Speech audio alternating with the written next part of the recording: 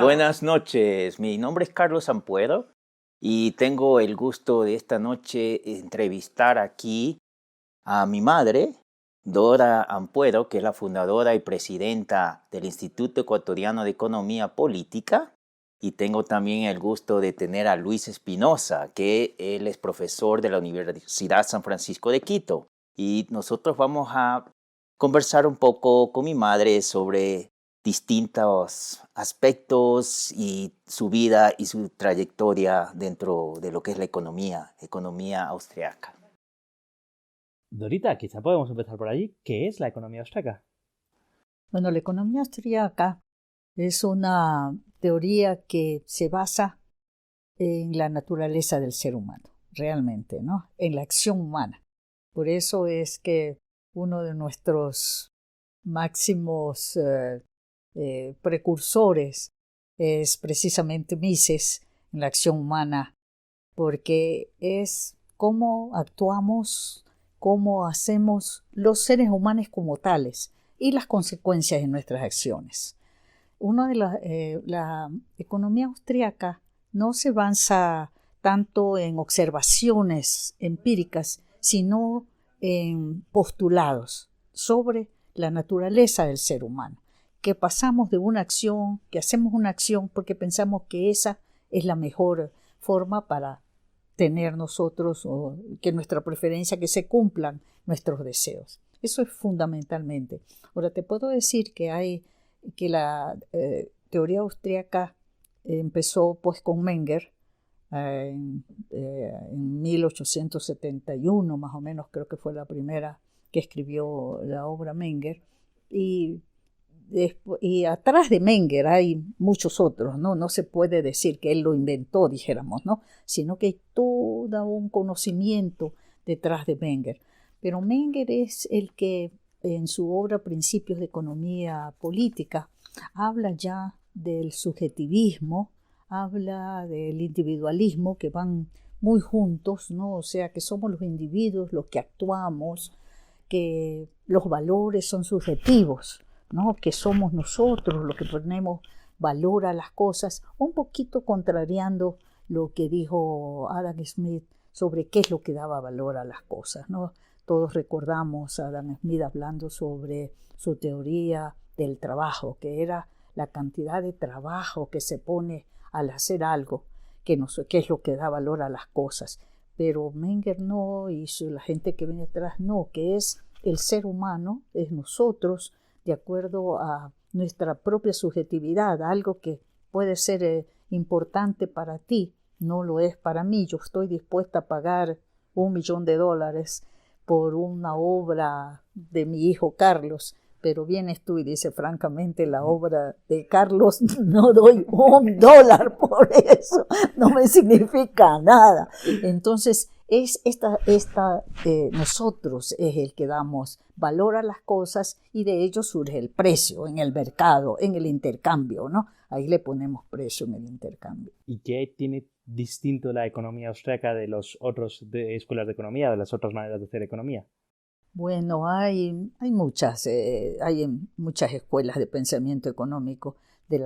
Hay pues la teoría monestal, la de Milton Friedman, por ejemplo, la de Chicago, la escuela de Chicago, hay la escuela keynesiana, que desgraciadamente los keynesianos son mucho más conocidos que los austríacos. ¿Por qué? Porque Keynes, entre su teoría del dinero, todo que escribió, no hay que quitarle que John Maynard Keynes, inglés, es uno de los intelectuales más grandes, digamos, fuera de que no lo aprecie yo suficiente, pero lo que él decía, pues que la importancia, él manifestó mucho, fue la importancia y la acción del gobierno a través de implementando el consumo, a través del consumo de la gente. Entonces, ¿cuál era la tarea más importante que debía tener el gobierno? Era, pues, incrementar el consumo. Por supuesto que eso le fascinó a todos los políticos y a todos los que estaban en el gobierno, porque decía, y que muchos de los que estudiamos economía conocemos tanto estas frases de Keynes, de que no importa que el gobierno haga contrate a personas para hacer huecos, que otros que vengan y lo llenen, y que cuando ya el gobierno les pague a esta gente, ellos iban a la tienda, compraban los fideos, compraban las papas. Entonces así era como la economía, ¿no? A través del consumo, no de la producción. Nosotros acá vemos un poco más desde el otro lado no, porque en realidad son dos cosas, la producción y el consumo, no los puede dividir, ¿no? Son, ya se había aprendido pues desde la tijera, de estas ideas y tantas otras, porque realmente la economía es tan rica, y los invito a todos ustedes a analizar muchos de estos aspectos, de estas teorías, de estos pensamientos. ¿Cómo fue que usted llegó a aprender acerca de la teoría de la economía austríaca? ¿De dónde? ¿Quién fue como que le indicó a usted o le direccionó acerca? Porque en Ecuador siempre el tipo de economía que se ha aprendido es un tipo de economía más que diríamos socialista. ¿Y cómo es que usted llegó de haberse graduado de economista en Ecuador a ir completamente un giro hacia esta otra teoría que no era muy conocida antes? Sí, circunstancias de la vida realmente, ¿no? Tu padre era director de una organización aquí en el Ecuador y tuvo problemas cuando se subió un nuevo gobierno. Como siempre nosotros en los gobiernos, viene el presidente, el ministro, se salen todos los directivos de las instituciones, se nombra. Entonces de repente nos encontrábamos sin trabajo. Entonces primero se le ofreció la oportunidad de ir a Ítaca, ser profesor en Ítaca 2 años en Cornell University, y allí buscó trabajo. Mandó su currículum en unas partes y nos salió un trabajo, le salió el trabajo en el BID. Entonces con ustedes nos fuimos nosotros a Washington y a buscar casa. Sí me recuerdo, era o en Maryland o era en Virginia, y de casualidad encontramos en Virginia. Unos amigos que teníamos nos llevaron allí a Fairfax, allí una casa, encontramos la casa, teníamos solo el fin de semana para instalarnos allí con ustedes adolescentes. Entonces yo estuve allí y pasé unos 2 o 3 meses ocupada poniéndolos a ustedes en los colegios, y de repente me di cuenta, ¿y ahora yo qué hago? ¿No? Siempre he sido muy activa. Entonces yo ya había visto que a unas 4 o 5 cuadras había un letrero de una universidad. Entonces me fui primero a buscar trabajo. Yo dije, yo voy a trabajar aquí. Y me dieron trabajo enseguida para trabajar con... ¿Qué universidad? ¿Cuál era esa universidad? Esa universidad se llamaba George Mason University. George Mason University. Que estaba a pocas cuadras de mi casa, yo había ido a vivir ahí muy cerca. Entonces, pero una pregunta ahorita, sin ánimo de ser indiscreto, ¿cuántos años tenías cuando empezaste todo esto? Bueno, alrededor de 50. Te digo alrededor así, porque las mujeres olvidamos mucho. Yo alrededor de 50. Pero bueno, entré y trabajé como unos 6 meses con jóvenes ahí, haciéndole los papeles y todas las cosas. Entonces dije, bueno, ¿y yo para qué ahorita estoy trabajando si yo puedo estudiar? Entonces, bueno, dije, voy a aprender un poco de matemáticas, que siempre fue mi débil. Pero después en esas clases empecé por ahí, ya tomé una de microeconomía, decidí tomar, pero así bajo Continuing Education. No me había registrado para ningún título, porque yo tenía maestrías ya, la había tenido antes de casarme. Entonces me aceptaron bajo Continuing Education, educación continua. Sí. Yo tomaba el curso que quería, ¿no? Y si tomé 1 o 2, a veces el tiempo no, me salí como un primer año de tantear ahí, ¿no? Entonces en eso me pongo una clase con Don Lavoie de microeconomía. Y era muy gracioso porque el libro de texto con que enseñaba Lavoie no era mucho de su agrado. Entonces a mí me llamaba la atención que él decía, Book, creo que era el autor del libro, no me acuerdo realmente, decía, Book 6, dice esto, pero él no le gustaba lo que decía el libro de texto, ¿no? Y cuando ya en las clases dice ahora, ustedes, hay un profesor austriaco de apellido Hayek, ¿no?, que habla sobre la estructura de la producción y hace esta triangulito, ¿no? El triángulo Hayek. Sí. Entonces hace la estructura de la producción y ahí cómo la gente contribuye y los empresarios. Y todo. Oye, a mí me pareció una narrativa hermosísima y no como quedaba un poco con mi sociología, que yo había tenido una maestría en sociología sobre la persona, cómo se desarrolla, que siempre está y en economía no lo veía yo muy, oye, me salí pero a toda carrera de la clase directamente a la biblioteca a ver quién era Hayek. ¿Quién era ese tal Hayek? Era este tal Hayek, que finalmente mi profesor había dicho, este me gusta, que había dejado del otro. Así que, bueno, de ahí ya empecé a enamorarme de eso y empecé ya a atender a todos los seminarios pues que había ahí en George Mason, ¿no? Yo ya era una fija en cada de los seminarios, yo estaba ahí y había seminarios de muchos, llegaban todos los... Es que ese sí que es una época... Pero usted no sabía que Hayek era premio Nobel de la Economía de 1976. No, pues no. Y que su profesora era premio Nobel. Después lo aprendí. Después llegó Hayek también a George Mason. Ah, ¿le llegó a conocer? Llegó, yo tengo fotos con él. Es curioso porque en estos primeros minutos de conversación han salido tres de los grandes amores de tu vida. Enrique, del que también tenemos que hablar, porque ese crecimiento intelectual, si no llega a ser por él, también hubiese sido muy difícil. Lavoie, del que vamos a hablar mucho, de su figura y su obra. Y Hayek, que realmente lo tuyo por Hayek es amor, es decir, le lees y le vuelves a releer, sí. Es una cosa... Y 40 años releyéndole y releyéndole. Si consideras que para ti es el más grande, o sea, para ti es el economista que más te ha aportado, que más te ha ayudado a entender el mundo. Sí, realmente Hayek, oye, te digo, porque yo tomé curso de Mises, ¿no? Mises es el fundamento, porque recuerda un poquito cómo es aquí también que empezamos la economía austríaca, siempre la pone como que empieza casi con Menger, ¿no? Los principios de Menger. Después sigue von Bauer y Wiesel, que fueron los alumnos. Sí. Esa es la primera generación. Después de ellos ya viene esta otra generación de Mises, ¿no? De Mises, ¿no? Que es como una tercera generación que ya le da forma realmente en Viena. Y Hayek fue alumno de Mises, ¿ves? Entonces, y Mises tenía su famosa sesión que hacía, ¿no?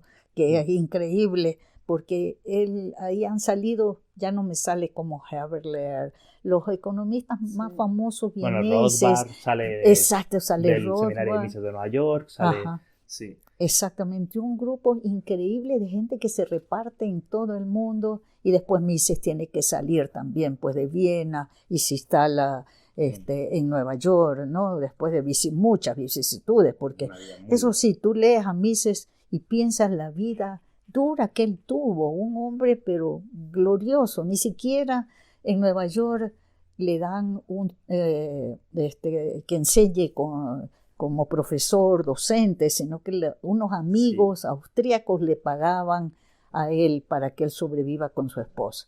Y es uno de los genios de porque realmente si se puede entender un poco la economía, si logramos entender este proceso económico, es a través fundamentalmente de estos autores austríacos y mucho en la labor que hizo Mises. Mises hizo el cálculo de que el socialismo no funcionaba, que el socialismo era imposible de funcionar y contra él también se fue y se debatió en la peor época que era de la Segunda Guerra Mundial. Él fue la imposibilidad del socialismo. La imposibilidad del socialismo. Ese libro es fundamental, la burocracia, el liberalismo, porque todas estas, es fundamental que decir, en todo este curso de ideas y de cosas hay un vínculo muy grande, que son liberales, que son free market, por la libertad, por los libres mercados, por la competencia,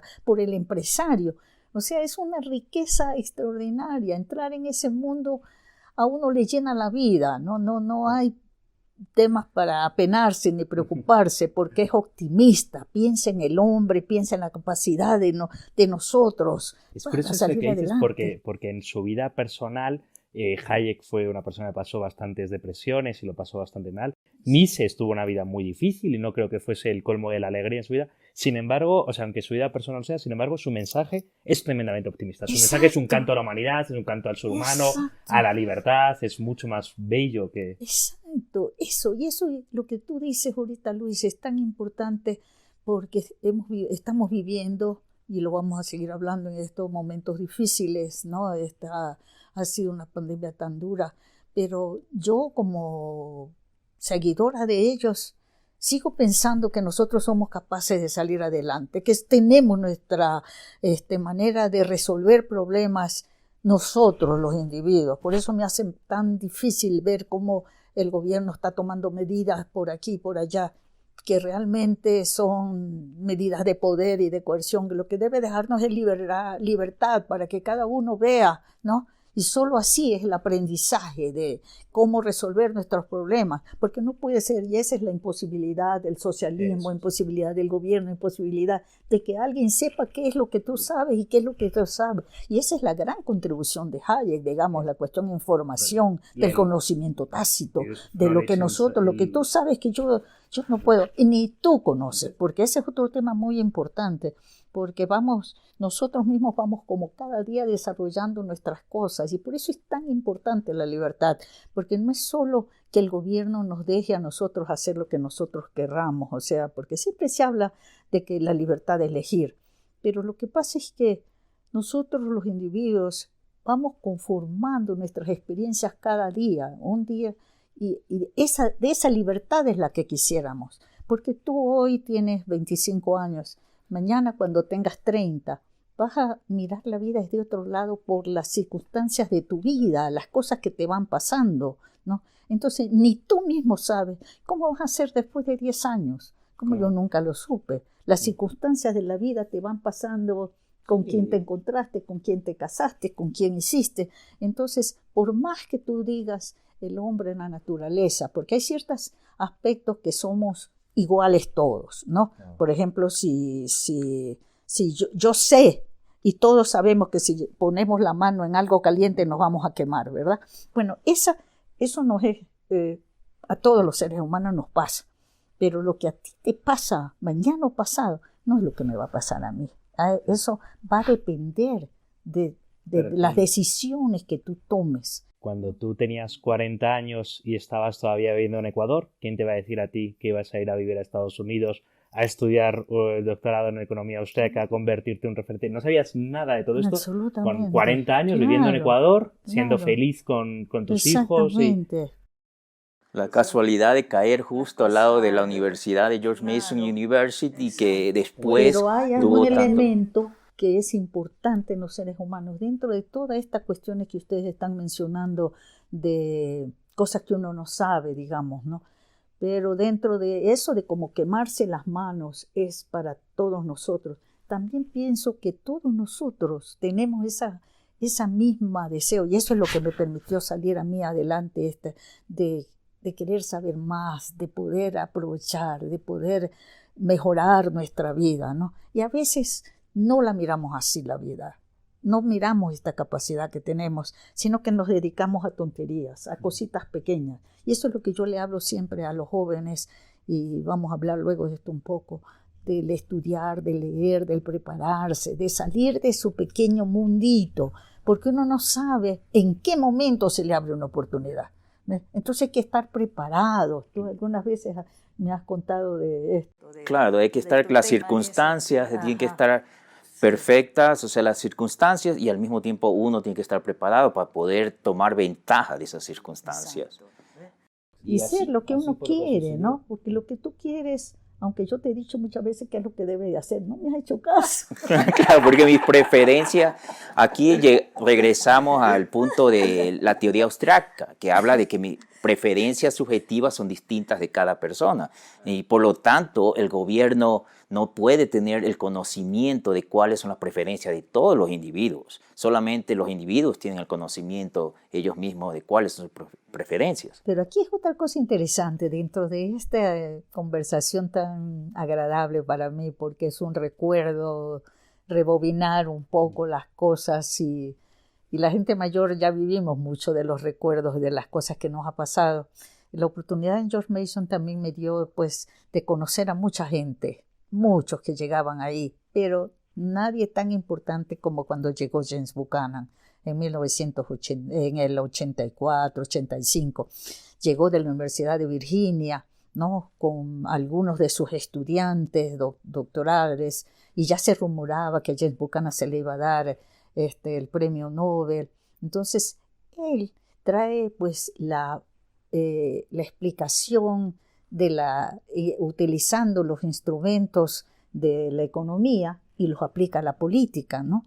Entonces, en algunas cosas, James Buchanan, que es un filósofo premio Nobel, ¿no? 1984, 86 creo que fue que le dieron a él el premio Nobel, aplica algunas cosas de la economía austríaca, está de acuerdo, pero en otras, en su análisis de la política, quitándole el romance de que los políticos pueden hacer por nosotros y todo, pero también su posición un poco más distinta de los austríacos.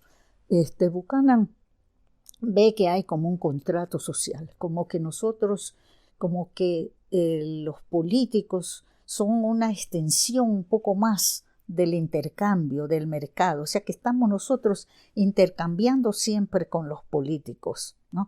O sea, ese intercambio es bien importante en toda la teoría de Buchanan, que ha escrito como ¿cuántos libros? Claro, ahí tenemos algunos. Eso, ¿no? La de opción pública se llama, Public Choice, ¿no?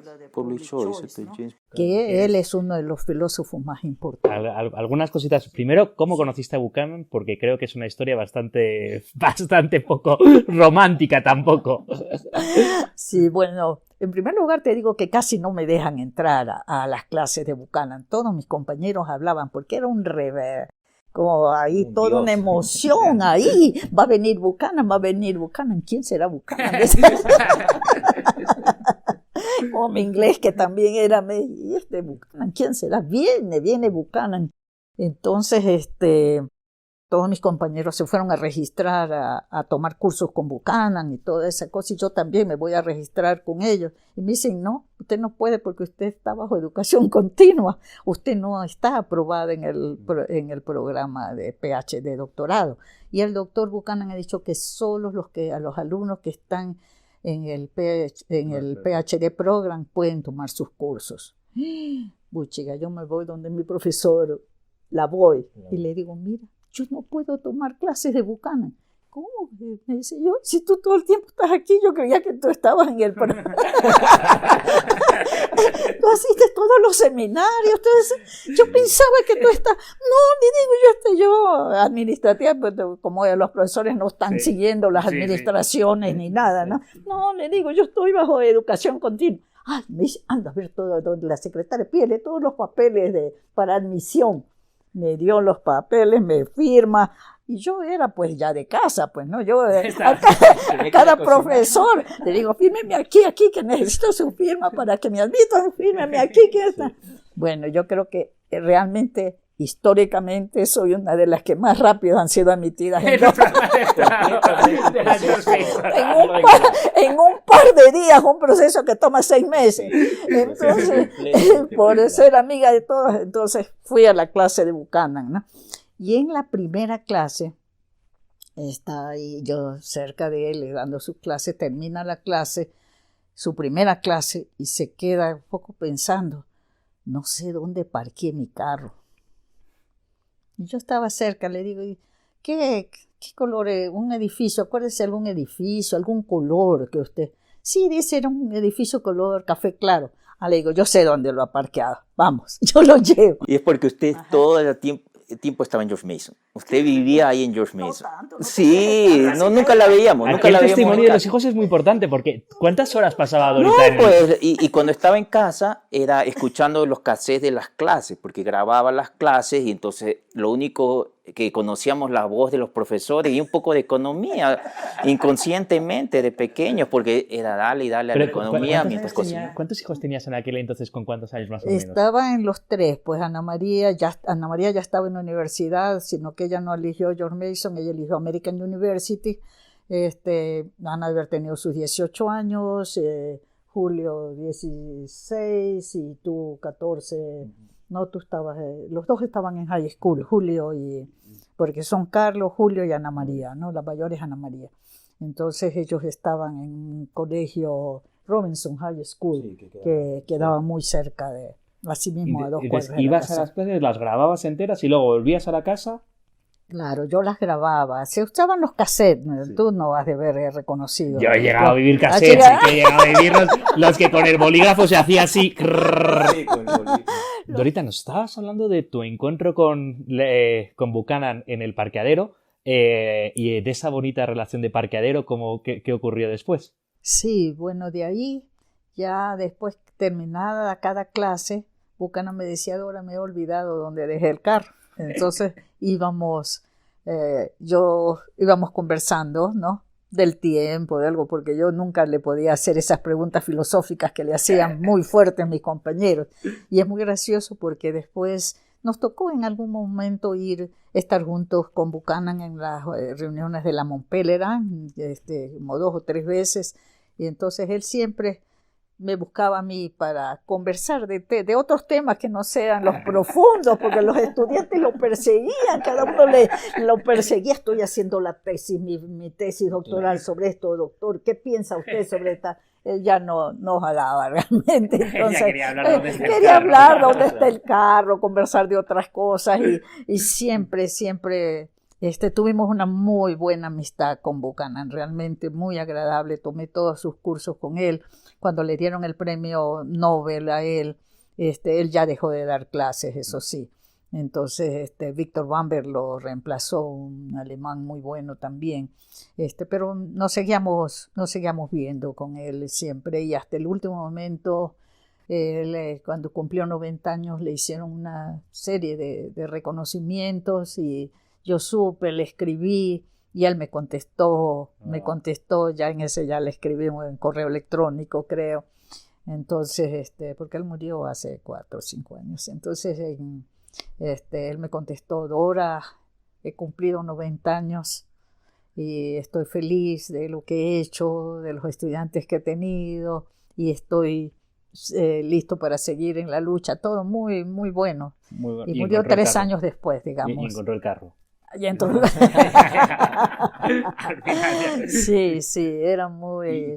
Y nos tomamos una foto, tú sabes que nos tomamos una foto en una reunión de la Mont Pelerin en Londres con Pedro Romero. Ahí estábamos las 3 generaciones, decía él. Aquí, Dora y Pedro, ¿no? Eso fue una de las... ¿Y cómo es el momento en que le dan el premio Nobel en la universidad? O sea, tú como dices que a tu profesor le dan el premio Nobel. Sí, pues bueno, fue un momento efervescente, ¿no? La gente brincaba de alegría, de felicidad, de todo. Eso fue uno de los momentos muy, muy interesantes en la universidad. Y bueno, también algunos profesores estaban contrariados porque a Buchanan le pagaba a la universidad, por decirte algo, $100,000 al año y a los profesores $20,000. Mercado. El mercado. Entonces siempre me acuerdo de ese, pero fue maravilloso. Además de que Buchanan había llevado un grupo de profesores muy grandes de la Universidad de Virginia, que fueron muy importantes también. Y los continuas reuniones y seminarios. Es que George Mason, esos años de la George Mason de los 80 a los 90 fueron un poco mágicos, ¿no? Ahí se juntó una clima intelectual impresionante. Ahí surgió eso. Impresionante. A la universidad se le dio un valor muy grande y esto que ya he mencionado, los continuos seminarios. Había muchos seminarios donde tú podías entrar y sentarte a escuchar, y estaba ahí Buchanan, y estaba Gordon Tullock, y estaban todos ellos. Entonces la discusión y todo. ¿Y a qué crees que se debe ese clima intelectual que tú tuviste la suerte de vivir? ¿A qué crees que se debe esa efervescencia de las ideas que se vivió porque, por desgracia, no todas las universidades del mundo, no todos los departamentos del mundo viven esa efervescencia intelectual, más bien es la excepción que la regla? ¿A qué crees que se debe o cómo lo recuerdas? Bueno, circunstancia realmente. Lo de la economía austríaca se llama esa época casi como el revival de la economía austríaca, ¿no? El renacimiento. El renacimiento de la economía austríaca, porque había habido una época en que ya nadie hablaba de eso. Entonces, pero habían unos cuantos que andaban ahí, que habían alumnos de Mises y todo. Entonces, un grupo grande de estos economistas se reunieron en el norte de los Estados Unidos, Southampton, hicieron una reunión y de ahí sale toda una serie que es histórico, el hecho comprobado. Entonces, y de ahí salen la gente como Lavoie, ¿no? Que fue el que fue profesor mío, que había estudiado en New York University. Él ya no alcanzó a ser alumno de Mises, pero sí de uno de los alumnos de Mises, ¿no? Muy importante. Entonces, esta tiene que ver mucho, ahora viendo así un poquito, Luis, pensando un poco, estos que salieron del New York University habían sido alumnos de Mises, ¿no? Haveler, Lachmann, Kirchner, todo este grupo. Este es el grupo de gente de New York University con el que había estudiado, porque Lavoie estudió en New York University, ya Dan Lavoie estaba aquí en George Mason, y todos estos de New York University venían acá. Entonces, esa es creo que es el núcleo de eso, ¿no? Estaba ¿cómo se llama? Karen Baum, que era la decana. Entonces, y ella es la que es instrumental en atraer a Buchanan. Entonces, era una cosa como que todo el mundo estaba entusiasmadísimo con las ideas, con los libros, con leer, con los seminarios, con todo eso, y le dan el premio Nobel a Buchanan. Entonces fue, como te digo, ya la cúspide del momento, de emocionante. Fue muy Podemos bello. hablar de la figura de Dan Lavoie, que quizás no es tan conocida. Exacto. Primero la figura intelectual, luego personal, ¿cómo era? Bueno, Dan murió de menos de 50 años, no murió muy joven, en plena producción intelectual, digamos, pero su metodología, cuando yo lo conocí, cuando yo entré a George Mason en esa 84, 85, allí, él apenas tenía 35, 37 años, estaba muy joven, acababa de sacar su doctorado en New York University y entusiasmadísimo con todas estas ideas.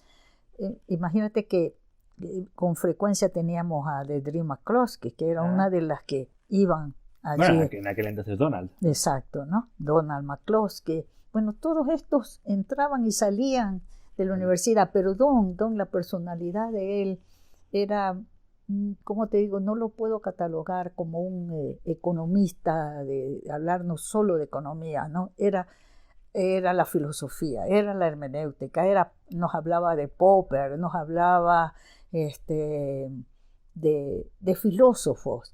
Con él, por ejemplo, estuvimos, y todas eran las conversaciones de él, eran los fines de semana, nos reunía en alguna parte, porque él era profesor de economía austríaca 1, 2 y 3, ¿no? Y también entonces, de microeconomía, lo que hemos aprendido. Microeconomía también, pero todos sus intereses eran mucho más amplios, ¿no? Como esto de la hermenéutica, que era la hermenéutica, la filosofía.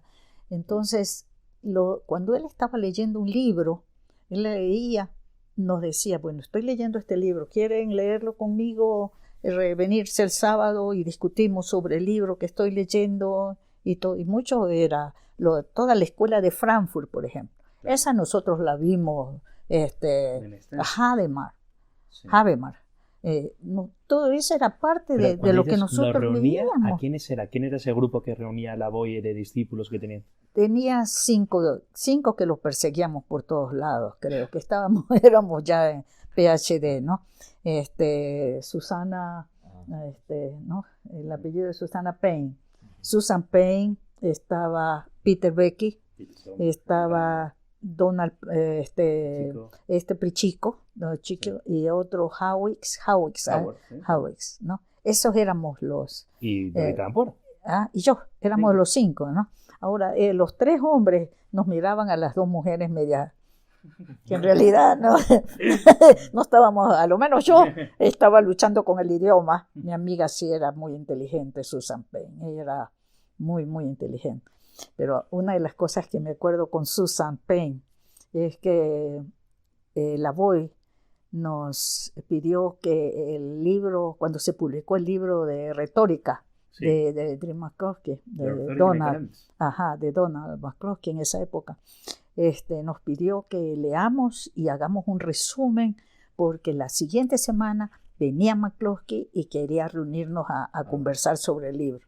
Uy, chica, mi amiga y yo tenemos que batirnos con el libro de retórica. ¿Y qué le decimos? Pues ahí todo nos parecía muy bueno, ¿no? Esto está muy bien. ¿Cómo?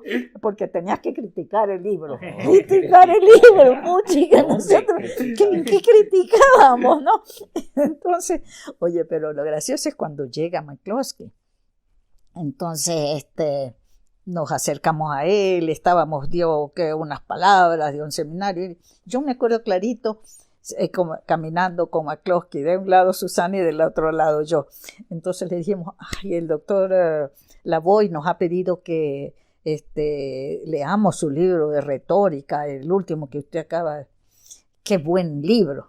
Nos manda una mirada fría y dice, a mí no me gusta que me digan que les gusta el libro, a mí me gustan las críticas del libro, que digan qué es lo que encuentran en el libro que no está bien, que me digan que está lindo el libro, ¿qué hago yo con eso?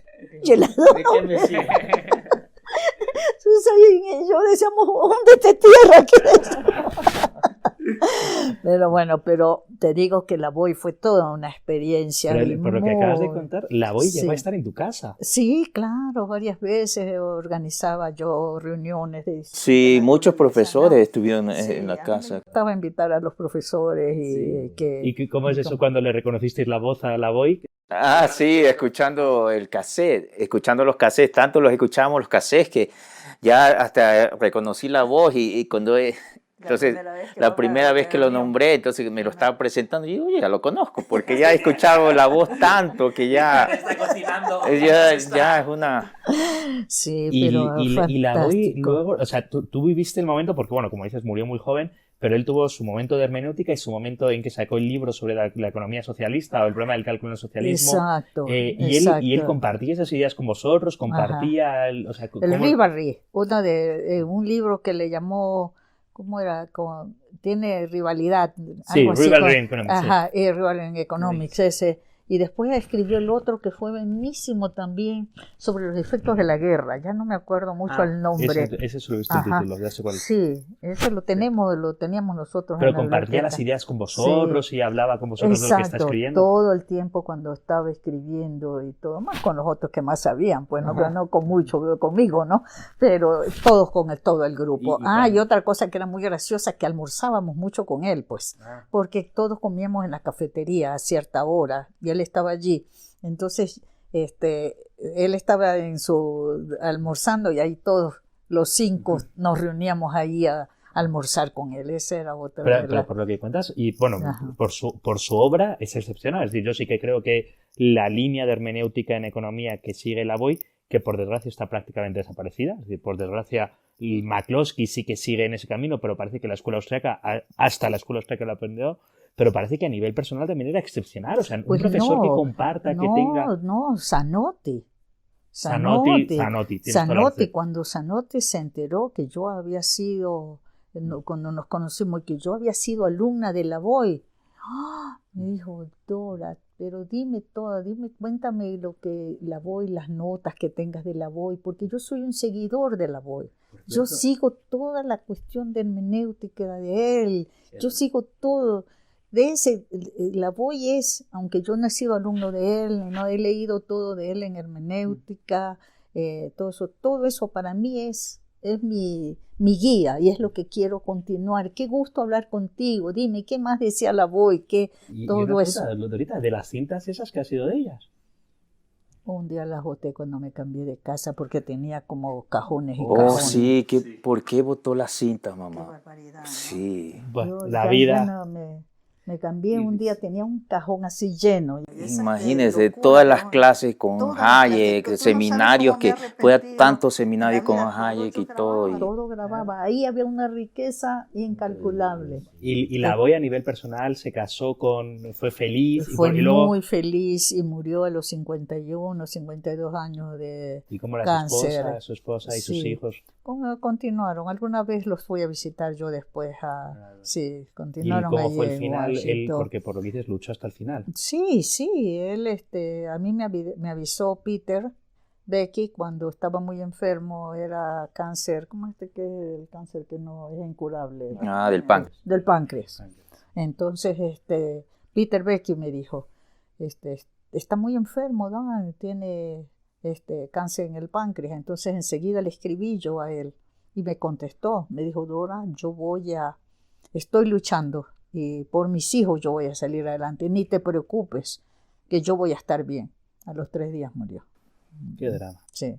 Qué drama a nivel personal y a nivel intelectual, porque su obra también es una... Sí, pero hay muchos, digamos, que han seguido como Peter Becky, como Howie, toda esa gente ha hecho muchas contribuciones. Pero no estoy completamente seguro de que eso es exactamente lo que él hacía de hermenéutica. Creo que y quizás se está mezclando mucho con números y con otra manera de hacer economía austriaca. Sí. Peter se dedicó mucho a la cuestión de la Unión Soviética, por ejemplo. Siguiendo una línea de Lavoie, porque el libro era de Lavoie. De Lavoie, exacto. Todo eso él lo fue ampliando y todo eso es una... Indudablemente, pero esta parte de hermenéutica y todo de filosofía, que era tan importante el trabajo de Lavoie, eso sí yo no sé dónde se queda. ¿Quién lo haya seguido? Y otra cosita, porque a mí me llama mucho la atención, porque Enrique Ampuero era agrónomo, no era economista, pero ¿cómo llegó él también a empaparse de las ideas de la economía austríaca y a contribuir? El amor. Y el amor y el escuchar, como los hijos siempre, los cassettes, ¿no? Entonces, no, pero digamos, realmente fue un académico, ¿no? Él tenía su PhD en fitopatología en la Universidad de Florida. Entonces, él era un intelectual. Y cuando vio y aprendió, y iba a las reuniones conmigo, y después cuando ya para regresar, porque él se jubiló en el BID, ¿no? Y a los 65 años ya se jubiló en el BID y ya tenía que regresar a su país. Entonces, cuando yo ya pensaba en formar ese instituto, que ahí es interesante también cómo se me ocurrió. Eso, sí. Exacto, él apoyó mucho la idea de que empecemos un instituto aquí, él fue, ¿no? Pero si ya es excepcional que una mujer con 50 años decida aprender economía o reaprender economía, porque ya se ha aprendido en Guayaquil, pero aprender economía de la buena, podríamos decir. Claro, borrar el cassette. Y recomenzar. El tener el apoyo de tu marido, que ya tenía 65 años, él ya había hecho su carrera, ya había estudiado fitopatología, ya había alcanzado las máximas cuotas profesionales en Exacto. eso, y por amor y por seguirte a ti, él se puso a estudiar economía austriaca y aprendió economía austriaca. Ya no tenían remedio, no tenía más remedio, me escuchaba todo el tiempo y los cassettes y todo. Entonces fue ya muy como no, ya se le fue entrando todo. Entonces él y me acompañaba a las reuniones. Cuando cumplimos 25 años de casados, me dijo, ¿qué regalo quieres por los 25? ¿Qué te puedo regalar? Entonces le dije, vámonos a un seminario en el norte, estaban dando en donde era ahí cerca de Vermont, organizado por el Cato Institute. Vamos a un seminario, porque yo voy a Cato. No hay nada más romántico. Es que no hay, o sea, es que es el colmo del amor. 25 años, un seminario del Cato Institute. Qué bonito. Entonces me dijo, muy bien, vamos, era un seminario como de 4 o 5 días, ¿no? Sí. Entonces ahí nos fuimos. Y una de las cosas maravillosas de esa oportunidad de haber ido a ese Cato Institute de seminar fue que ahí conocí a el señor y la señora Shell, que eran los directivos de SEDICE de Venezuela. Ah, amigo. Eran los directivos de SEDICE. Entonces yo ya conocía un poco de lo que era Cato, que por eso fue que fui a ese seminario, porque Lavoie nos llevaba a todos los seminarios que había, que daban Cato en Washington. Ahí conocí a Peter Bauer, ¿no? Dando seminarios. Peter Bauer, ya viejito, que daba, ¿no? Y a todos que daban esos seminarios. Sus libros de desarrollo son de los 50. Pero lógico. Sí. Y a él le dieron un premio, pues, y murió justo cuando le dieron el premio, un premio grande que sabe dar Cato cada 2 años o 3 años. Le dieron y a la semana murió. Bueno, no fue ni siquiera a recibir el premio. Bueno, pero yo iba a que la voz nos llevaba a sus alumnos. Cada vez que había uno de estos grandes, nos llevaba a la voz. Entonces yo ya empecé a ver lo que hacía Cato. Entonces le pedí a Enrique Ampuero que por los 25 años vayamos allá. Fuimos allá, pasamos 4 o 5 días. Y ahí conocí a los Snell, que eran directivos de la junta directiva, la parejita de CEDICE. Y ellos me contaban qué hacía CEDICE en Venezuela, ¿no? Un think tank, y quién había sido fundado. Y cuando dice think tank, ¿qué es un think tank? Es el tanque de pensamiento para divulgar las ideas de libertad, ¿no? Es para divulgar las ideas. Entonces ahí ya empecé yo a pensar, ay, qué interesante lo que hace esta gente en Venezuela. Y ellos habían invitado a Hayek había ido, tenían folletos, tenían cosas, bueno, chicas, ya para esa época, ya en esos años se dice ha de haber tenido ya como sus 5 o 6 años, ¿no? Estaban mucha gente ahí, los Rodríguez, Zuluaga, toda esa gente que liberales eran de la sociedad Montpellier. Entonces, ya con eso, cuando yo ya regresé a Washington, fui a un seminario otra vez de Cato. Entonces ahí le dije al subdirector del Cato, oye, digo, ¿cómo hace uno para tener estos centros así? Eso de los ¿cómo se? Quiero uno. Yo quiero uno, porque yo voy a regresar al Ecuador. Mi marido se va a jubilar después, yo no sé, eran 2 o 3 años ya. Se termina porque a los 65 ya tenemos que irnos de regreso al Ecuador. ¿Y cómo se hace para eso? Entonces me dice él, Bose, con quien hablé. Bose. Ajá. Vale, sí, claro. Sí. Entonces él me dice, pero si tú en George Mason tienes Atlas Economic Research Foundation y Atlas ayuda a establecer centros de pensamiento liberal en los países, habla con él. Entonces ahí es cuando yo inmediatamente voy a la oficina de Alex Chaffin y él siempre se recuerda y cuenta la historia, porque voy y le digo a Alex, yo pronto, en un par de años, ya voy a regresar al Ecuador y yo quiero establecer un think tank. Me ha dicho vos que venga a hablar contigo. Y me dice, ay, Dora, en este momento estoy muy ocupado, realmente. Él siempre estaba ocupado. Tengo los papeles, estoy organizando un Liberty Fund en Guatemala y estoy lleno de cosas. Acabo de llegar de México, aquí están todos los papeles, así que regresa la próxima semana. Entonces yo le digo, mira, yo estoy buscando qué voy a hacer cuando regreso al Ecuador realmente, así que no tengo más tiempo. Dime si me aceptas o no me aceptas. Siempre se recuerda, dice que dime si me aceptas o no me aceptas, ¿no? Entonces me queda viendo. Bueno, dice, yo tengo esta reunión en Guatemala, tú me vas a ayudar porque tú hablas español, entonces necesito comunicarme con la gente, explicar los distintos temas que vamos a hacer. Yo creo que ya, quédate nomás. Me quedé pues trabajando y trabajé 2 años ahí con Alex. Con Alex. Con Alex. Y él era el CEO de Atlas. Él era el CEO de Atlas y continuó después, ¿no? Pero entonces yo hice todos los contactos inimaginables que tú te puedas imaginar con todos los de América Latina, porque todos los think tank estaban ayudados en una u otra forma, siempre los ayudaba con algo, ¿no? Les pagaba que vengan a los seminarios y todo. E incluso muchos estaban haciendo estudios y no tenían los materiales de los de Argentina, Perú y todo.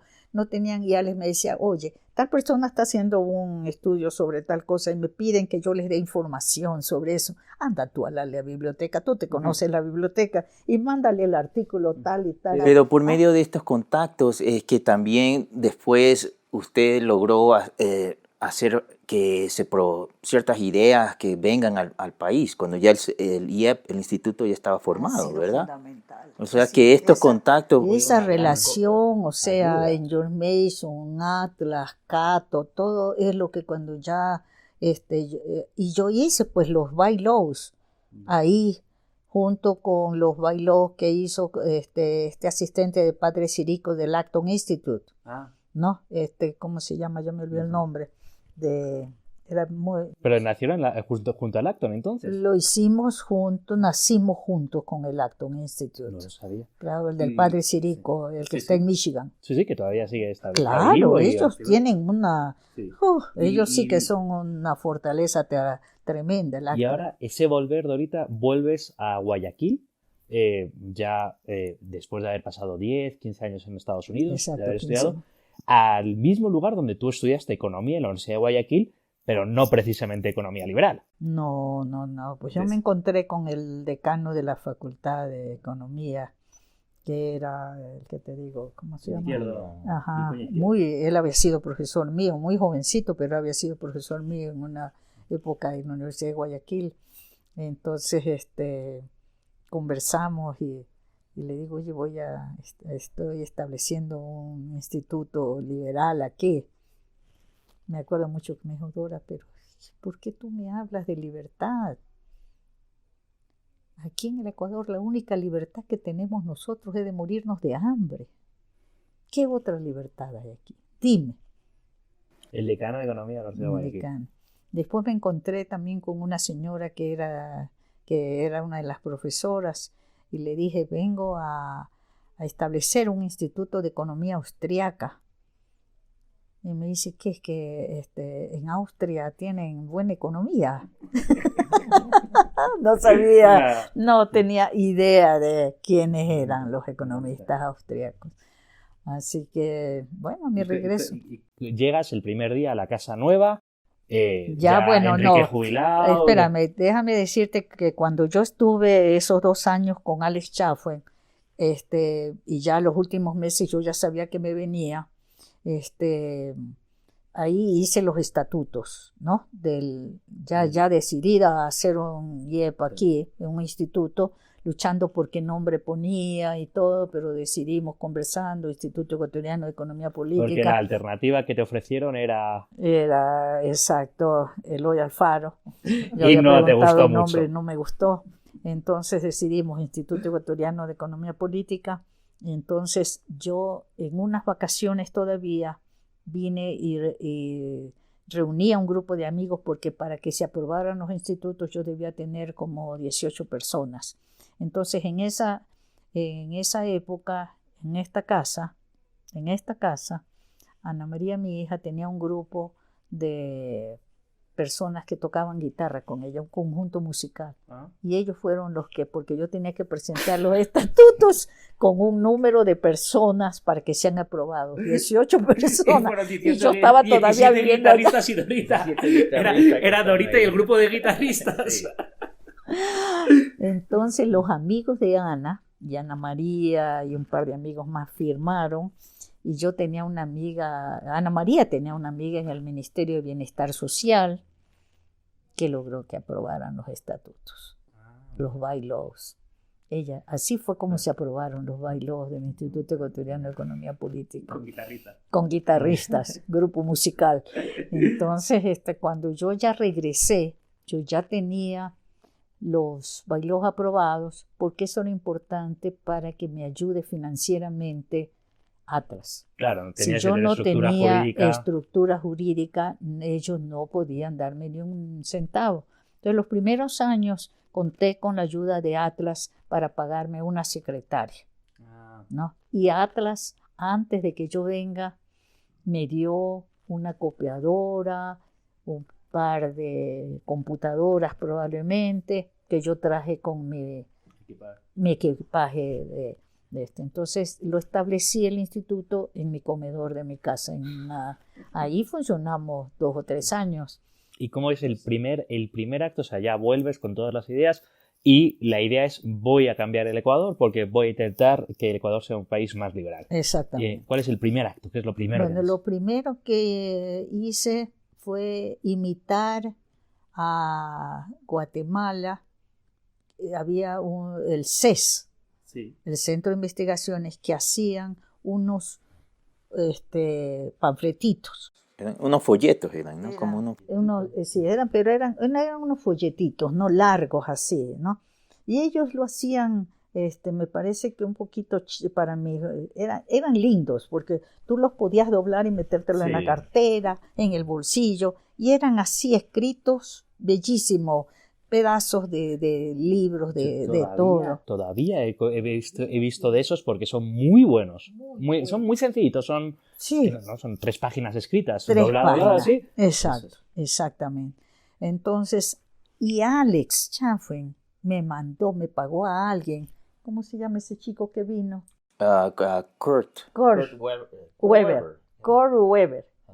Para que me ayude a mí en los principios a diseñar bien, porque yo le dije, yo quiero hacer esto, empezar a... Entonces hice eso, y yo los iba a dejar con la secretaria a toda la lista de empresas que me conseguí, a viejos amigos míos que ya ni se acordaban, pero yo los iba a dejar en el carro nuevo que habíamos traído de los Estados Unidos, yo manejando. Y felizmente Enrique todavía seguía trabajando porque él se jubiló, pero como consultor, ¿no? Siguió trabajando 1 o 2 años más en el BID. Él no sabía que su carrito lindo se metía por Pascuales, por donde yo manejaba, dejábamos los folletitos. Eso fue como fines de 90 por allí. Y en el 91 hicimos un gran evento apoyado por Atlas. Trajimos 40 personas de todas partes del mundo. ¿Ah, sí? Uy, sí. 40. Eso, fíjate. Y muchos de esos estaban jovencitos, como Gerardo Bongiovanni, tenía 25 años. Oscar Terán, que es el que ha estado de candidata para... No el de aquí, sino uno de Bolivia, que ha estado de candidato presidencial, lo mismo. Un montón de gente que después logró tener institutos y todo, que estaban recién así formándose. E hicimos una fiesta muy bonita y la señora de Quito, ¿cómo se llamaba? Judy Nagy. Judy Nagy. Judy Nagy fue a esa reunión. Ella era amiga de Alex Chaffin de hace muchos años.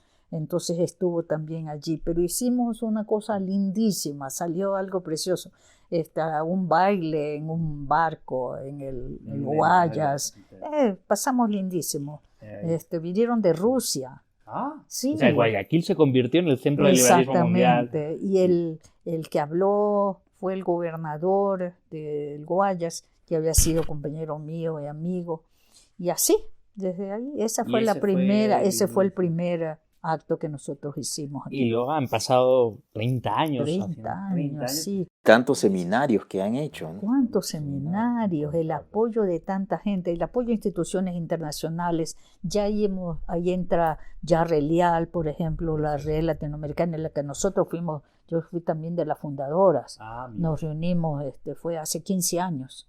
Relial solo tiene 15 años. Solo tiene 15 años, exacto, 15 años. Entonces reunió que era ya para ser fundada por un grupo liberal alemán, ¿no? Para las ideas, para mover las ideas liberales aquí en América Latina. Entonces esta Relial, que es la Red Liberal Latinoamericana, entonces nos reunió en México y ahí fundamos. Pero era un tinte ligeramente distinto. Ahora ha cambiado un poco, pero al principio eran intelectuales y políticos.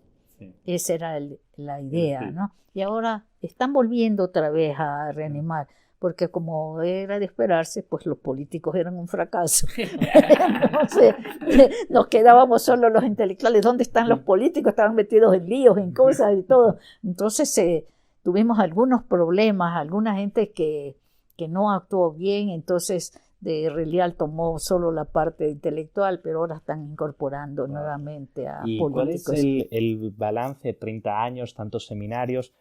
Primero de discípulos, o sea, igual que tú has hablado de tus maestros, también tú has sido maestra para muchos. ¿Recuerdas cuál es tu balance de las semillas que tú has sembrado, de cómo han fructificado esos árboles? Bueno, hay algunas cosas, hay periodos interesantes. En los primeros años eran amigos, empresarios, nos acercamos mucho. Siempre la universidad ha sido uno de nuestros metas, estar en contacto con universidades. Entonces hacíamos seminarios, los folletos que distribuíamos cada mes, estudios, porque ahí viene una parte bien interesante. Tú en algún momento mencionaste a Enrique Ampuero. Cuando Enrique ya se jubiló, vino a trabajar conmigo. Él trabajaba un poco, también hacía consultorías afuera, pero se dedicó a trabajar en el IEP y a formar jóvenes, ¿no? A formarlos porque él tenía una experiencia muy grande en hacer estudios. Entonces ahí nosotros hicimos una serie de estudios de toda naturaleza, ¿no? Imitando mucho los temas que se hacían en otras partes, porque nunca hemos inventado la pólvora, realmente no, se hace, se mejora, se lo adapta, ¿no?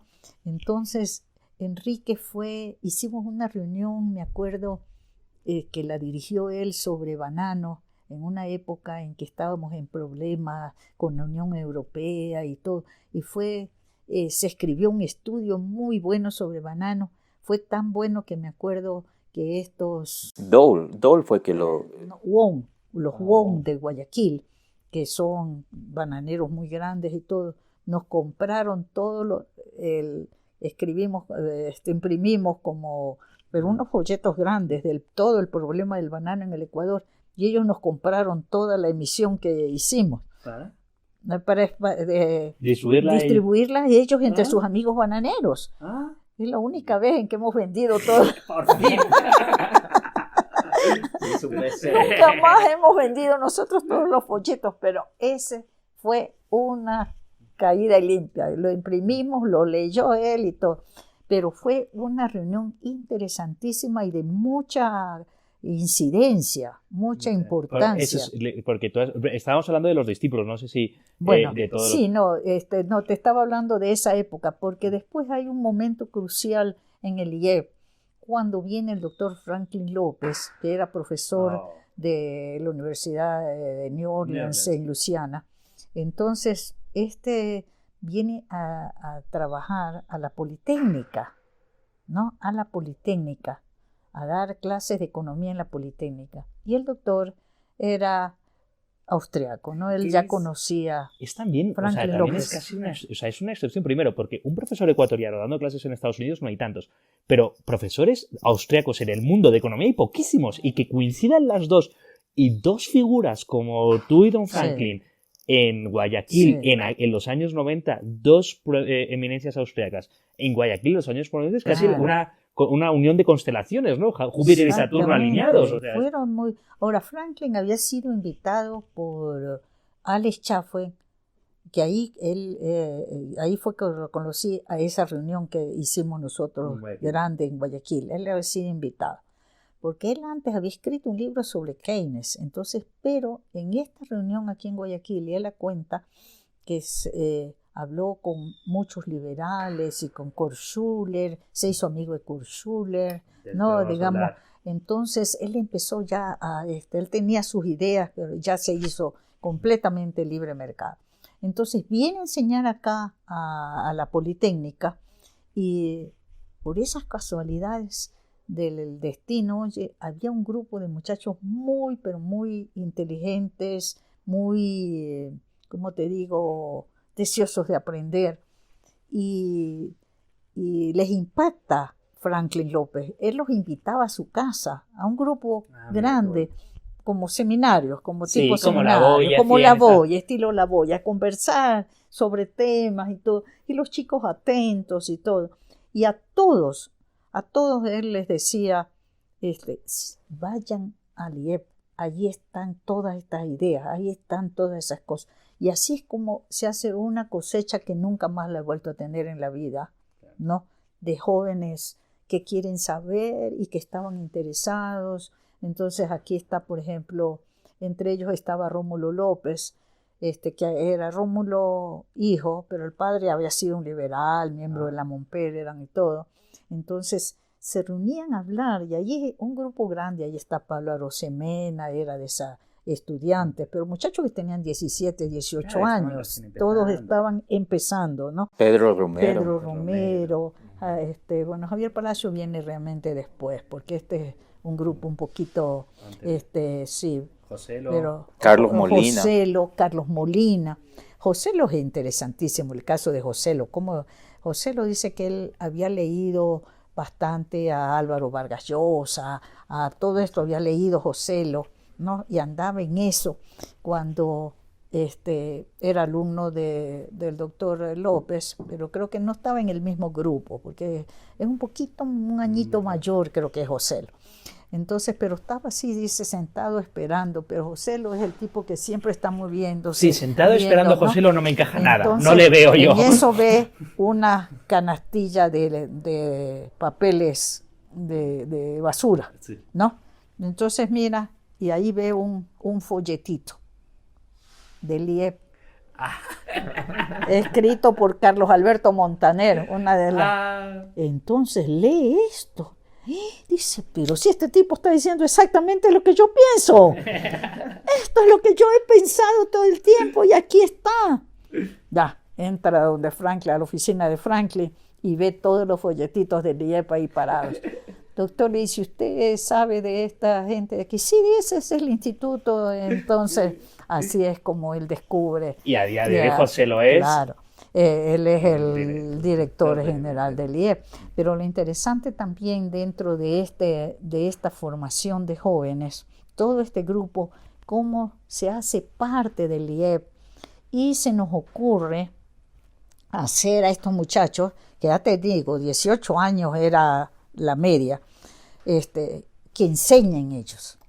Entonces empieza eso que nosotros nunca hemos terminado de hacer, de dar clases a los chicos en los colegios. Claro, eso hemos hecho todos estos años. Quiero nombrar otras dos cosas. Por cierto, que de ahí sale un manual de economía austríaca escrito por los argentinos que habéis editado vosotros, que en mi opinión es de los mejores manuales de economía austríaca y que apenas está reeditado ni está en Kindle. ¿Sabes cuál me digo? El manual de economía austríaca que editaste vosotros. ¿Cuál? ¿El de Zanotti? No, ¿cuál es el de Manuel? El de es uno, el blanco. El blanco, que es de economía, es un manual de economía. Manual de economía, ese que editaron y lo hiciste con los argentinos, no sé si con Benea Rich, ese es maravilloso. Ya se me olvidó de cuántas cosas y quiero nombrar, porque le tenemos muy presente en el recuerdo a Roberto Villacreses. Sí, pues claro, Roberto, pero Roberto no sale de ese grupo. Roberto viene donde nosotros por amistad con Carlos Molina, creo. Que Carlos sí era. Roberto como que había estado estudiando en otra parte porque no era de la Politécnica. Pero Roberto fue para nosotros el alumno máximo de Enrique Ampuero, el que se dedicó con Enrique. Lo mismo que Carlos Molina. Carlos también hizo muchos estudios, pero él entró al IEP directamente.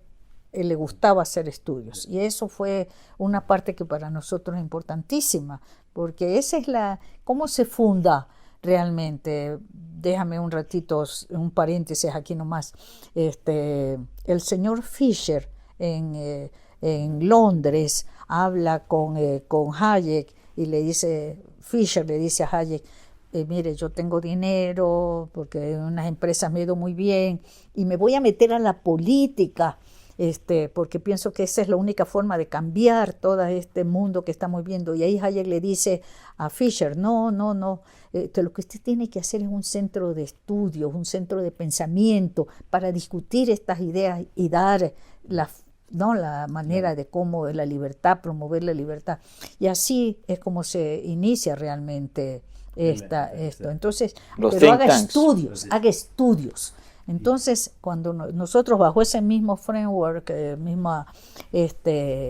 decidimos que cuando íbamos a hacer estudios. Entonces cuando ya Enrique Ampuero se sienta, él es el que con los muchachos empieza y enseña a Roberto, a Carlos Molina, a todos ellos, y hacíamos todo tipo de publicaciones y todo con la ayuda de Enrique Ampuero, ¿no? Y Roberto fue una pieza fundamental y desgraciadamente murió hace 2 años. Muy joven.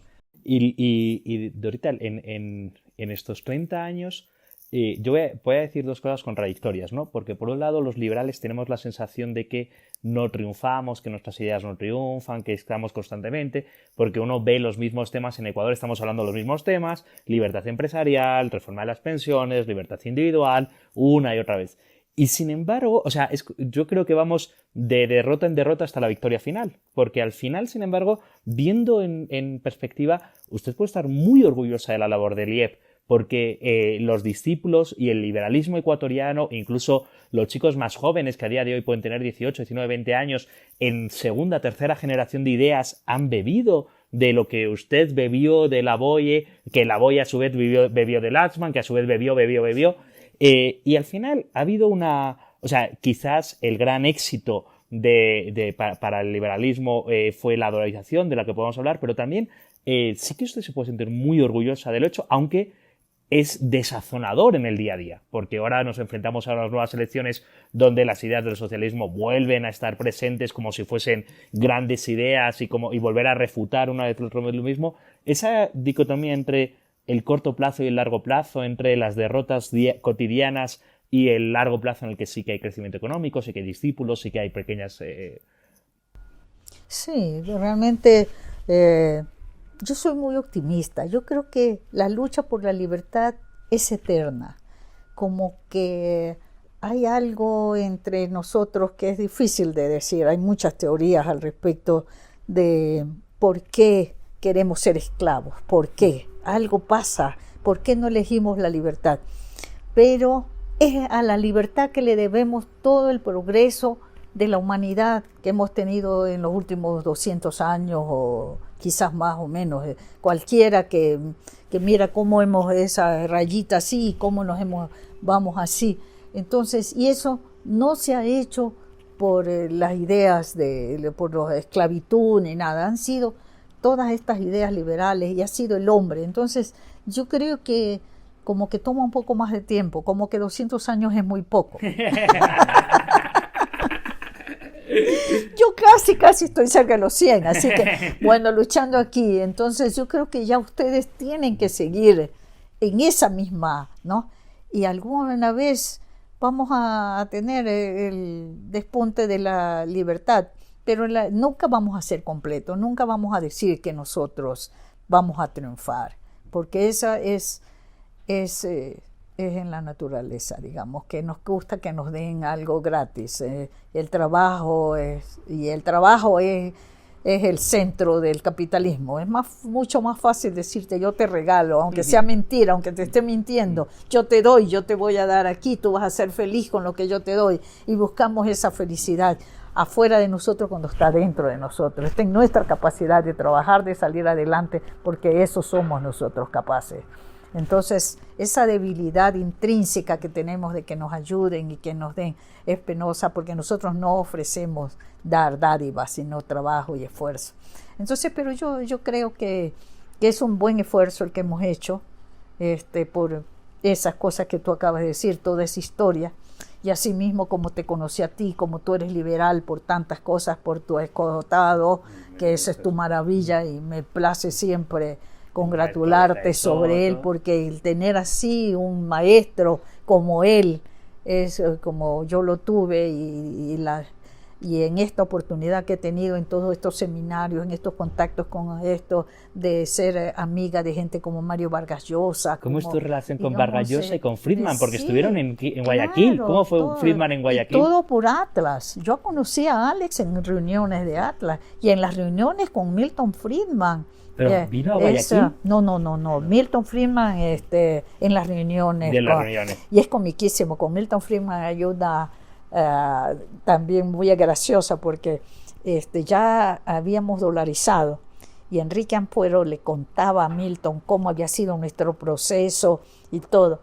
y le dijo también que el gobierno ecuatoriano había decidido poner una oficina, y casi habían explicado en los periódicos, una oficina en Nueva York, una oficina en Nueva York para controlar la moneda norteamericana, porque ahora que nosotros estábamos ya dolarizados, había que controlar. Bueno, oye, ese Milton Friedman se moría de risa, pero dice, yo tengo tantos años luchando por esta cuestión monetaria, y ustedes ya van a poner una oficina aquí en Nueva York para controlar. Ya está solucionado, ya está solucionado.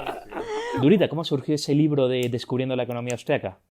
Realmente salió de las clases de economía que dimos en los colegios, porque nos dimos cuenta que antes de ir a dar las clases preguntábamos, ¿qué están aprendiendo ustedes de economía?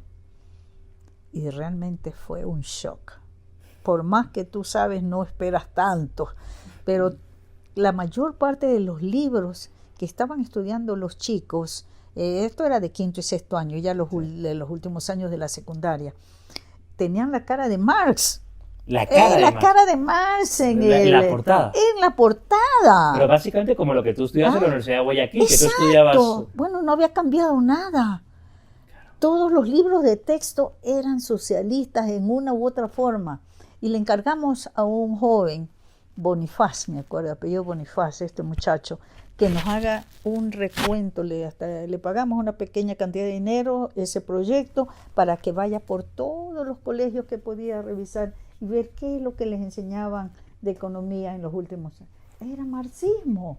Puro marxismo. Puro marxismo. O sea que libro no de había texto. cambiado de que no había usted se había cambiado, ido, no ¿no? había cambiado. Y no ha cambiado y se empeoró ahora. La pregunta es, ¿qué será ahora? Tenemos del ¿Te siglo XXI. ¿Te imaginas? O sea, ¿Te imaginas?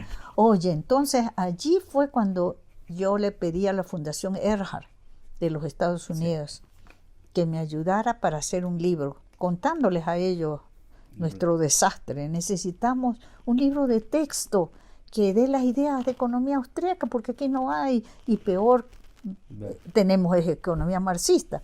Entonces ellos me dieron una cantidad de dinero, y ahí le pagué yo a Martín Kraus, a Adrián Rabier, a Zanotti, y yo hice la introducción del libro. Así lo hicimos. Un libro que a día de hoy me sigue pareciendo una joya y que merece reeditarse, a ver si lo conseguimos. Sí, claro, lo podemos hacer, actualizar algunas cosas. Eso se puede hacer fantásticamente, me alegro mucho. Dorita, ¿cómo fue? Bueno, me faltan algunas preguntas. Primera, hablas del IEP, hablas de los donativos internacionales, y los que no conocen este mundo, los que vienen de la izquierda radical, hablan de los contubernios liberales, como si el IEP nadase en plata y hubiese millones y millones de los empresarios guayaquileños o las grandes oligarquías que patrocinan, y al final estos 30 años ha sido una lucha por sobrevivir. Así es, así es. Y te digo que no solo en el Ecuador, en todos los países que conozco de América Latina, en todos estos años he visto bastantes muertos,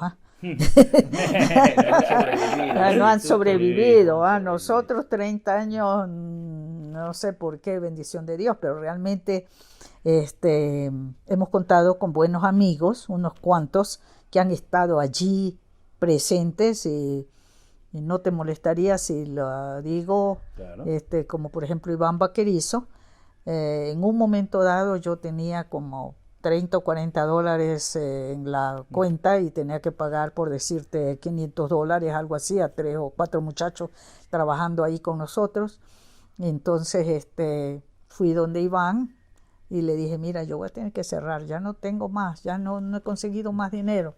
Entonces él me dijo, no, Dorita, yo te doy lo que tú necesites. Y se fue a trabajar, y él ha sido uno de nuestros que nos ha soporte, que nos ha financiado. También. Y así tenemos algunos que han sido... También en un momento de dificultad, Vargas Llosa vino a Guayaquil a hacer una gala para recaudar fondos. ¿Cómo es tu relación con Mario? ¿Le conociste? ¿Cuándo le conociste? Sí, muy buena. Yo a Mario Vargas Llosa lo conocí como conocí a toda esta gente en seminarios organizados por Atlas o Relial. A Mario lo conocí hace más de 25 años por lo menos, en reuniones de Atlas. Entonces hemos mantenido el contacto, una amistad de muchos años. Y en todas las reuniones, en todo siempre hemos estado muy cariñoso. Así es, ¿no? Increíble, increíble, muy Y bueno. todos estos logros, Dorita, lo has hecho siendo mujer, viniendo de Guayaquil, el Ecuador, y ahora las nuevas generaciones hablan mucho del feminismo, de las ideas de las mujeres. ¿Tú cómo te has sentido? O sea, ¿te has sentido, te has sentido que ha sido más difícil para ti por ser mujer? ¿O no has visto ningún modelo? ¿O tú te sientes como un modelo para las chicas jóvenes? Realmente nunca me he sentido que, que no podía estar ni sostener una conversación ni ser igual a cualquier caballero al lado mío. Realmente nunca. Y yo creo que mucho depende de la seguridad también que tuve cuando yo era jovencita, que siempre me gustó leer, siempre me gustó estudiar. Nunca me he sentido... Porque y cuando tú estudias economía en la Universidad de Guayaquil, ¿cuántas mujeres erais en la carrera y cuántos...? Eh, Hemos de haber sido un 10, 15%, más era ahora hay muchas más chicas Claro, estudiando hay que más los hombres, ¿no? No, pero nunca me he sentido mal en ese respecto y después ya mi vida mayor con el apoyo de mi esposo que toda la vida me dijo que yo podía, porque yo muchas veces decía yo ya no puedo, ya con estos jóvenes aquí, con que los que yo estoy estudiando saben todo, yo no sé nada, no entiendo ni bien el inglés, yo ya no, tú con la tienes dificultad del idioma, entonces, con hijos, exacto, con muchos con más el años, hogar. y aún así seguiste y seguiste Exacto. aprendiendo. Seguí porque y dar los exámenes del doctorado eran muy difíciles, entonces yo a veces ya decía, yo ya no puedo. Y Enrique me decía, no, tú sí puedes. Entonces hay que buscar la pareja correcta también. Y ahí también, Dorita, que no ha quedado contado en cámara, que es muy divertido, esa partición del cerebro cuando estabas en la Universidad de Guayaquil, por un lado estudiando y por otro que te decían que la empresa era horrible y por otro lado trabajando para una empresa. Claro, esa sí. Yo siempre me he maravillado de esa dicotomía, porque yo jovencita en esa época, pues yo tenía 18, 19 años cuando empecé, porque lo hice en varias, toda mi educación ha sido en partes porque me fui a vivir al campo, porque me fui a vivir por allá y volví a recapacitar.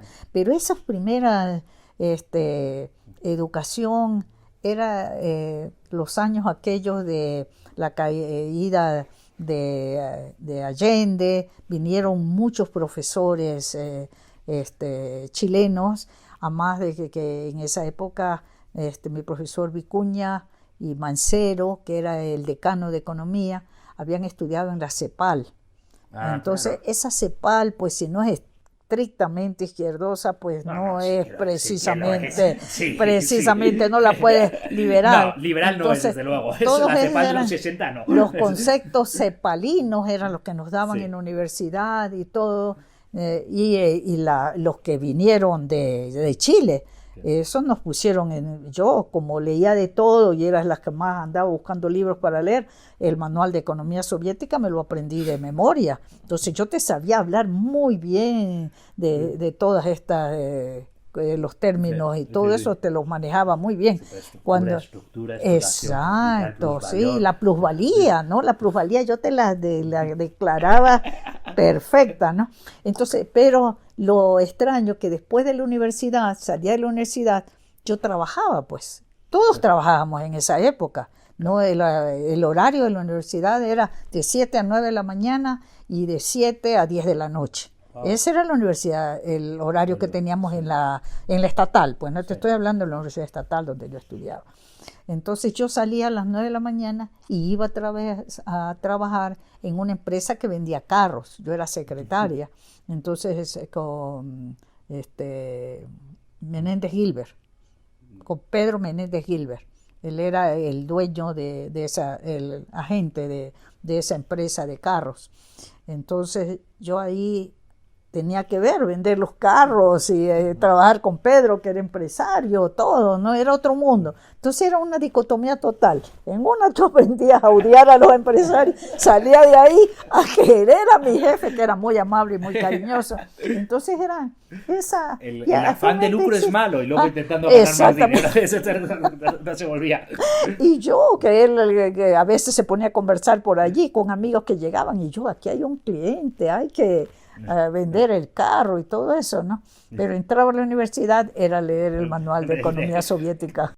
¿Qué habrá sido de él? Porque pocas personas han estudiado tanto a Marx y a Hayek. Tú has tenido de todito.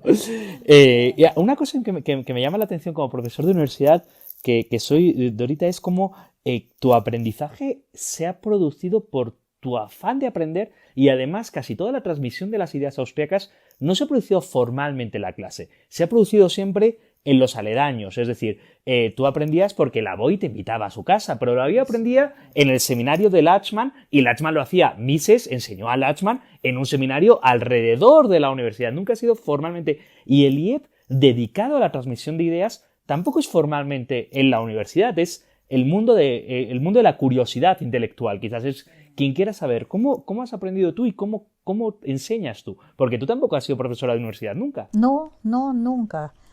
Bueno, en realidad di creo unos cursos en una universidad, en la Universidad del Pacífico, y no me gustó. Preferí, no me gustó. Entonces volví al instituto, digamos.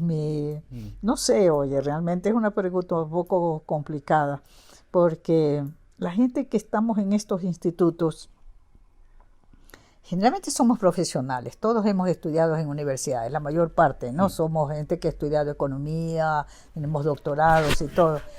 Pero yo más bien te preguntar a ti como profesor, que eres, ¿no? ¿Por qué no logran transmitir esas ideas? Porque esa fue lo que yo ya conté un poquito sobre Hayek y la pregunta que le hizo a Fisher, ¿no?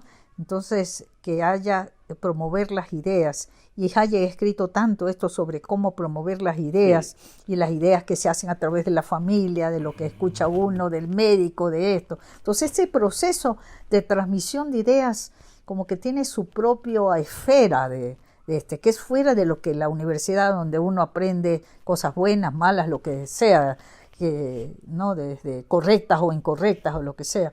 Pero también el ambiente, el medio en que tú lo haces, de discusión, de debate, que ojalá eso se incluyera en las universidades, ¿no? Bueno, pero el IEP lo que intenta hacer son también retiros con alumnos pequeños también, o sea, sigue intentando transmitir las ideas con ese mismo espíritu. Y también ya repartir folletos en el 2020 ya no, pero vamos, tener la web, tener un programa de radio, seguir dando la batalla a las ideas, ¿no? Seguir transmitiendo.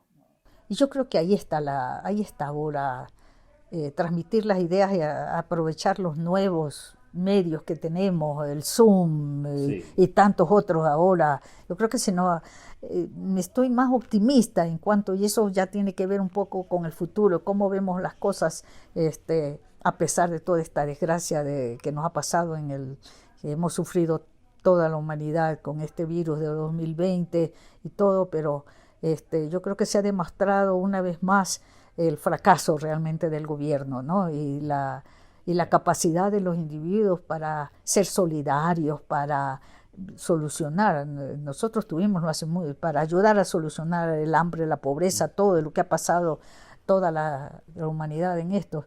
Nosotros precisamente en el IEP tuvimos un programa de radio y todo, del voluntariado, lo que ha sido el voluntariado. Y yo creo que allí descansa mucho de lo que podemos hacer, volviendo a nosotros mismos, pero que nos dejen un poco en libertad, que no nos encierren. Este encierro ha sido lo más fatal en todo lo que leo, todos los seminarios que he visto, todos que detallan cómo han sido las epidemias antes. Nunca ha habido un encierro de esta naturaleza. Ha habido muertos y seguirán habiendo. Yo no sé ni cuántos ni cómo, porque las estadísticas son muy fallosas también. Cada gobierno hace la estadística que se le antoja y no relaciona ni siquiera a veces ni en porcentajes, sino que te dice murieron 5 en la China. ¿Qué tiene que ver con 5 en la China que hayan muerto con relación al Ecuador, por ejemplo? ¿No? Entonces, todas esas, ha habido mucha criminalidad en ese sentido, me parece a mí. Y en ese sentido tú sigues siendo optimista porque también el IPS sigue transmitiendo las ideas y hay un grupo de jóvenes brillantes que siguen bebiendo, o sea, sigue esas semillas, sigue alimentando de cara al futuro y con esperanza de que haya un futuro mejor, ¿no? Claro, y transformarán el mundo en algún momento. Lo que sí creo que va a ser como así, un caso fuerte, alguna cosa que va, no este proceso muy, muy lento, porque eso sí ya cuántos, 200 años, creo que sea. Exacto. Eso lo que acaba de decir Carlos, Dios mío, para mí es una esperanza, es como que todos los días nosotros debiéramos de pensar en el muro de Berlín, que logró romper. ¿Qué ocurrió? Que nos estabas contando antes off the record, ¿qué hizo Don Lavoie cuando se enteró de que cayó el muro de Berlín? Lloró como un niño. Lloró como un niño, realmente. Entró a la clase y nos quería decir que en la noche había pasado esto y no podía contarnos la historia, ya algunos ya la habíamos más o menos oído, pero él lloraba con toda su alma, él como que qué bella nunca, persona, ¿eh? Sí, realmente. Qué humana, qué bella persona. Humana increíblemente, ¿no? Así que no, pero yo estoy contenta de una vida que ha sido productiva, me asiento por la ayuda de mucha gente, ¿no? Que ha sabido empujarme. Yo creo que todos tenemos que también ayudar a las gentes que vienen, a las nuevas generaciones, ¿no? Yo me siento con ganas, no soy profesora, nunca pero sí me gusta mucho conversar con una persona, sentarme a conversar con esa persona y contarle, ¿no? Y tengo algunos muchachos que dicen, sí, yo me hice liberal porque usted me dejó hablar un poco sobre el socialismo y me dijo, oye, ¿no quieres ver el otro lado de la biblioteca? ¿No quieres ver otra visión? No, que yo creo que así debe ser, pero mire el otro lado por si acaso te entusiasma. Pero eso es ser profesora. Eso es ser profesora. O sea, no tiene que ser la profesora en la clase. Profesora fuera de la clase. No sé. Maestra. Así que, pero sí me siento con ganas de continuar. ¿Y todavía ¿no? sigues leyendo a Hayek? Ah, sí. Tú sabes que yo ya te he dicho que yo duermo con él. Es una adicción, es un vicio que no lo puede dejar. Yo soy testigo, no lo puede dejar. Cada vez que veo a alguien que anda dudoso, yo puchica enseguida pienso, puchica, si leyera la arrogancia fatal este muchacho, si siquiera se acercara a Hayek, uno de sus libros, o planificación, o alguna de esas cosas que te abren, ¿no? Y eso sí, yo le digo una y otra vez a cualquiera que escuche, coja un libro de liberal, de estos autores que hemos mencionado, porque le va a cambiar la vida, como me cambió la mía realmente, ¿no? Si yo no hubiera tenido esa oportunidad de conocer a Hayek, de manos de Lavoie, que explicó quién era él, y fui a la biblioteca a ver de quién se trataba, porque en la clase de todas maneras tú no puedes decir todo, lo único que haces es incentivar, entonces la persona tiene que estar en terreno fértil para que florezca la semilla. Si no, pues uno sigue a su vida diaria, por más intento, por más buen profesor que seas. Entonces hay que caiga esa semillita en un terreno fértil para que florezca. What do you think is the legacy that George Mason has provided to you after all these years that you were a student in George Mason? And what do you think that legacy was in Ecuador? Like, if you were to go back and think about what George Mason was to your life in regards to how their knowledge that you learned, how you applied it here, how would you describe the legacy of what you have here in Ecuador? Well, it's not very easy to say in a few words because it has changed my life completely.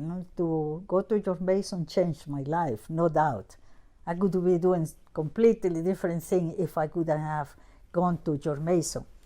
And the opportunity to come to this to go back to Ecuador and start the institute, following the ideas there, have been very important. And not only had to do with the promoting the ideas, but with something real, like, for example, was the establishment of the institute and the work at the institute has done. And one of the things that we are very proud, and even Atlas Economic Research Foundation and George Mason University is proud of the dollarization in Ecuador that was promoted by the institute and other people, not only because we all know that the dollarization was from up. No, it's not that we officially declared, you know. People were but using it. why? How the IEP contribute to dollarization was because it was a think tank, because there was not a politician, it was just the studies, those things that Fisher say when he started the think tank with Alex Chaffin, you know, that is the ideas, the value of the ideas, and the studies that we did in IEP was because I went to George Mason. Yes. I was a classmate with Kurt Schuller. Kurt Schuller went with Steve Hanke to the Scandinavia. All the European after there was some fall, European. after the Iron Curtain fall, and all that. To different countries to start, they changed the money.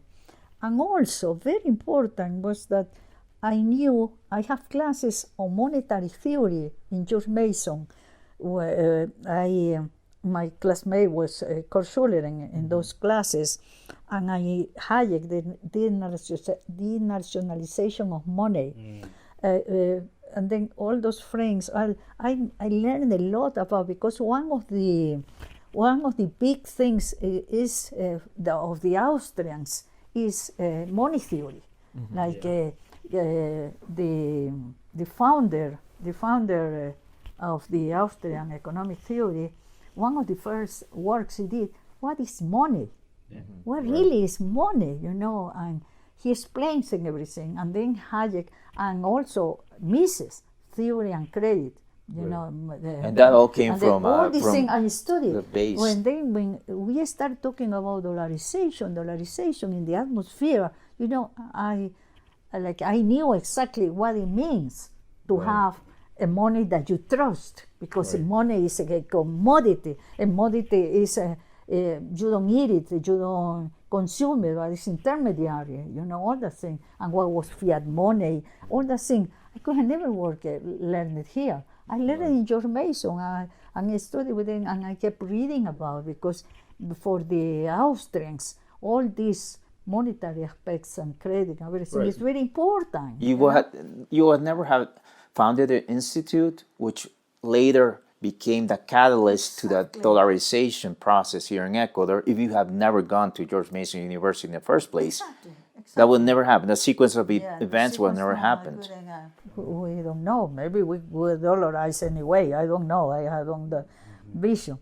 But we were instrumental with many people, because there were a lot of people. It was hard for me to talk about Carlos Julio Manuel, Joyce de Ginata, It wasn't Franklin. just one. It was it was a lot. But that elements. effort, but somebody had to be a leader, you know, sitting in a place, studying and the framework. Yes. Do you think Dollar Boy will be proud of you nowadays? Yeah, maybe. I don't know. But really, I think all it's the consequences of the actions. You know, we are talking about human action, really. You know, going back to the actions. Everyone, you know, we are talking now. Maybe somebody listen to this and say it's interesting in Austrian economy. Maybe I go, and maybe tomorrow, like you know, we have right now Pablo Rosemena as president of the Chamber of Commerce. And he is an Austrian, and you hear him talking about freedom every day. How did he become an Austrian? It was through the Institute. Through the Institute, Right. Yes. If there wasn't And an it's the institute, we first never time know. really that I have, in all these years, I have known many presidents of the Chamber of Commerce, but it's the first time that one is really trying to no taxes, and that's what I want to listen. That is that we feel very happy hearing him and Joselo that is continuing. I really have to talk about Jose Andrade. He's doing an excellent job. He's The next really generation. taking the post and doing very well. And we have in the Institute very good people working. But it's hard, it's not easy. But nothing that really matters is easy. And you have to work with the effort. But we really ask the people that listen, to the entrepreneurs, that really they need to help to start institute like this, because we need more institute like this. We need university, we need outside of the university people that work with the ideas, it's very important. But I really have to, go back to your question. Yes. George Mason changed my life. Yes, it did. Definitely it did. So thank you very much, Dorita. Thank you. Yes, thank you so much.